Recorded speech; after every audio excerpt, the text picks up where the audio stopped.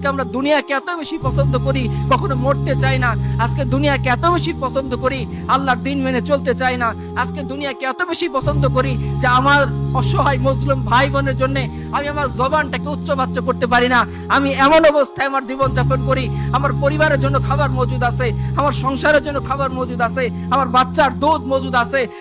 কিন্তু যে সমস্ত অসহায় মজলুম ভাই বোনেরা মাসের পর মাস, বছরের পর বছর নিজেদেরকে আল্লাহ সুবহানাহু ওয়া তাআলার সামনে দাঁড় করিয়ে শাহাদাতের নজরানা পেশ করতেছেন, যারা সে শিয়াবে আবু তালিবের মতো হাড্ডিসার হয়ে মারা যাচ্ছেন, যে সমস্ত উম্মার মায়েরা তার বাচ্চাকে ঘাসের সুপ খাইয়ে ঘুমানোর জন্য পিরাপিরি করতেছেন, যে সমস্ত বোনেরা তার লজ্জা নিবারণের জন্য বালু ধুলা দিয়ে নিজের শরীরকে ঢেকে নিচ্ছেন, এবং কি ঘুমানোর আগে পর্যন্ত তারা বোরখা পরে ঘুমাচ্ছেন, না জানি কখন দুশ্মনের বোমের আঘাত তার বাসার উপরে এসে পড়ে, তিনি মৃত্যুবরণ করেন, আর তার সাংবাদিক ছবি তোলার জন্য তার সতর উন্মুক্ত হয়ে যায়। এই দৃশ্য থেকে বাঁচার জন্য যিনি ঘুমের মধ্যেও বোরকা পরিধান করে ঘুমাচ্ছেন, সেই সমস্ত সম্মানিত মুসলমানদের বোনদের সামনে দাঁড়িয়ে আমরা বলতে পারিনি যে তুমি যে এতদিন প্রত্যাশা করতেছিলা সালাউদ্দিন আইয়ুবের জন্য, তুমি যে প্রত্যাশা করতেছিলা মুহাম্মদ বিন কাসেমের জন্য, তুমি যে প্রত্যাশা করতেছিলা আমিরুল মুমিনিন উমর ইবনুল খাত্তাবের জন্য, হ্যাঁ আমি আমিরুল মুমিনিন উমর ইবনুল খাত্তাব হতে পারিনি,